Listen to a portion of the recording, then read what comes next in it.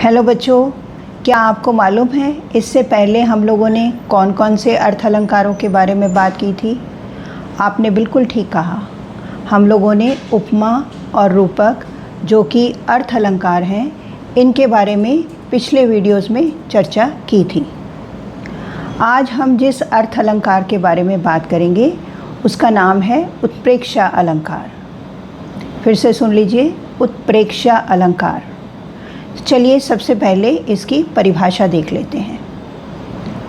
जिस काव्य रचना में उपमेय और उपमान, मेरे ख्याल से ये बताने की आवश्यकता तो नहीं होनी चाहिए कि उपमेय और उपमान किसे कहते हैं।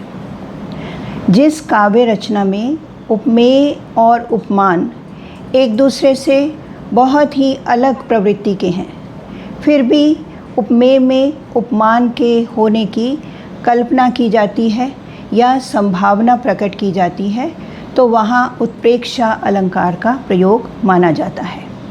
जैसे कहते हुए यों उत्तरा के नेत्र जल से भर गए, हिम के कणों से पूर्ण मानो हो गए पंकज नए।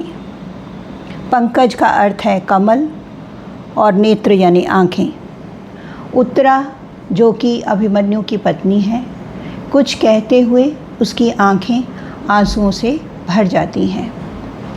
आंसुओं से भरी हुई उसकी आँखों को देखकर ऐसा लगता है मानो कमल के फूलों की पंखुड़ियों पर ओस कणों के पड़ने से वे तरोताज़ा हो उठे हों। यहाँ उत्तरा की आँखें उपमेय और ओस कणों से परिपूर्ण कमल के फूल उपमान हैं। इस प्रकार उपमेय में उपमान के होने की कल्पना है, इसलिए यहाँ उत्प्रेक्षा अलंकार का प्रयोग है। मानो, मनु, जानो, जनु, ज्यों, जैसे, ये सब शब्द, इन सब शब्दों से उत्प्रेक्षा अलंकार की पहचान होती है, इसलिए इन शब्दों को उत्प्रेक्षावाचक शब्द कहा जाता है। तो आइए अब इसके कुछ उदाहरण देख लेते हैं। पहला है, पुलक प्रकट करती है धरती हरित तृणों की नोकों से, मानो झूम रहे हों तरु भी मंद पवन के झोंकों से। राष्ट्रकवि मैथिली शरण गुप्त द्वारा रचित कविता पंचवटी की इन पंक्तियों में कहा गया है कि धरती पर हरी नई घास के तिनकों के निकलने से ऐसा प्रतीत हो रहा है मानो धरती अपनी प्रसन्नता व्यक्त कर रही है। मंद मंद हवा के झोंकों से ऐसा लग रहा है कि वृक्ष भी प्रसन्नता में झूम रहे हैं। प्रकृति यहाँ उपमेय है और उसकी प्रसन्नता उपमान है। दूसरा देखिए, सोहत ओढ़े पीत पट श्याम सलोने गात, मनो नीलमणि सैल पर आतप पर्यो प्रभात। कविवर बिहारी जी ने इन पंक्तियों में श्री कृष्ण के सौंदर्य का वर्णन करते हुए कहा है कि उनके सांवले सलोने शरीर पर पीले वस्त्र इस प्रकार सुशोभित हो रहे हैं मानो नीलमणि पर्वत पर प्रातःकालीन सूर्य की सुनहरी किरणें पड़ रही हों। इस प्रकार यहाँ श्री कृष्ण जी का सांवला सुंदर शरीर उपमेय और नीलमणि पर्वत पर सूर्य की किरणें उपमान है। उपमेय में उपमान की कल्पना है, इसलिए उत्प्रेक्षा अलंकार है। तीसरा है, चमचमात चंचल नयन बिच घूंघट पट छीन, मानहु सुर सरिता विमल जल उछरत हैं जुगमीन। इन पंक्तियों में कवि का कहना है कि नायिका के चंचल नयन झीने, झीना यानी पारदर्शी, झीने घूंघट में से चमकते हुए से दिखाई दे रहे हैं। इन्हें देखकर कवि कल्पना करते हैं कि उन्हें देखकर ऐसा लग रहा है मानो गंगा के स्वच्छ जल में दो मछलियां उछल कूद कर रही हों। अब उपमेय के रूप में चंचल नयन हमारे सामने प्रस्तुत हैं और उनमें दो उछलती हुई मछलियों की कल्पना उपमान है। इसी प्रकार अगला है, पद्मावती सब सखी बुलाई, मनु फुलवारी सबे चली आई। इन पंक्तियों में कवि जी का कहना है कि रानी पद्मावती ने जब अपनी सभी सखियों को बुलाया तो उन्हें देखकर ऐसा लगा मानो फुलवारी के सभी फूल एक साथ चले आए हों। यहाँ उपमेय के रूप में जो सखियां हैं उनमें उपमान के रूप में फूलों की कल्पना की गई है। तो इस प्रकार उत्प्रेक्षा अलंकार ही है। उसके बाद, चारु कपोल लोल लोचन, गोरोचन तिलक दिए, लट लटकन मधु मत मधुपगन, मादक मधु ही पिए।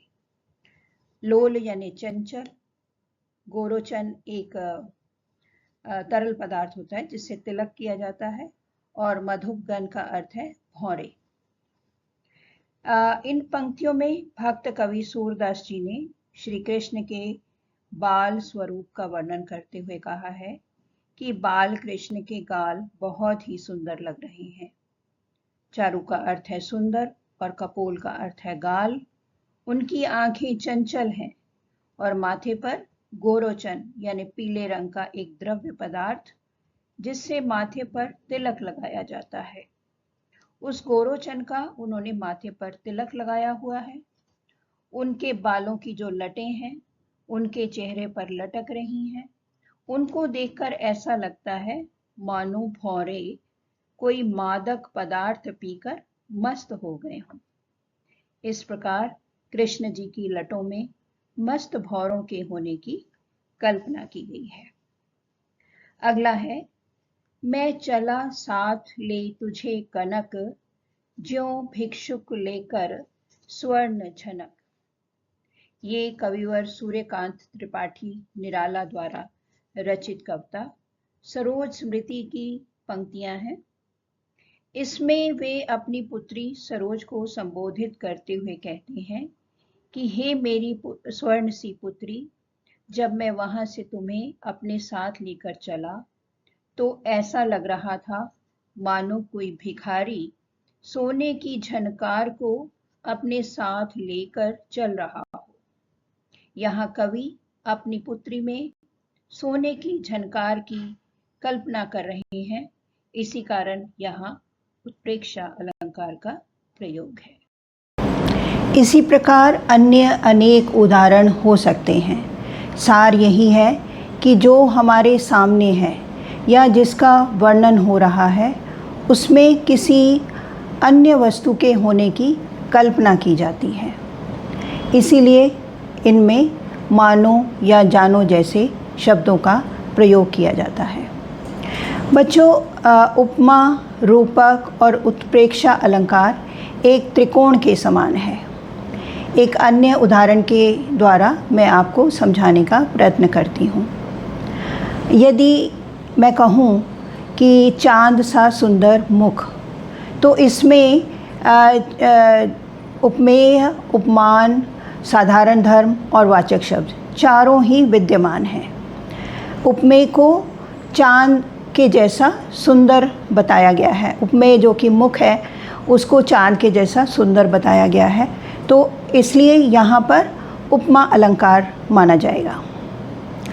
अगर मैं कहूँ चंद्रमुख, तो यहाँ उपमेय और उपमान को समरूप बताया गया है, यानी जिस तरह का चंद्र है उसी तरह का मुख है, दोनों को एक समान बताया जाता है जब, तो वहाँ रूपक अलंकार का प्रयोग माना जाता है।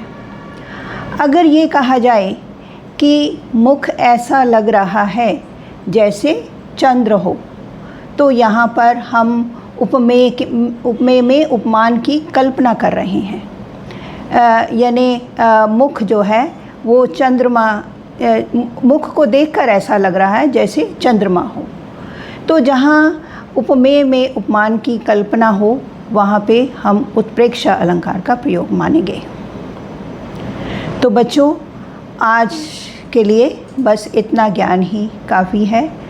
बहुत सारी शुभकामनाओं के साथ मैं अब आपसे विदा लेती हूँ। वर्णारव चैनल को सब्सक्राइब ज़रूर कर दें। धन्यवाद। जय हिंद।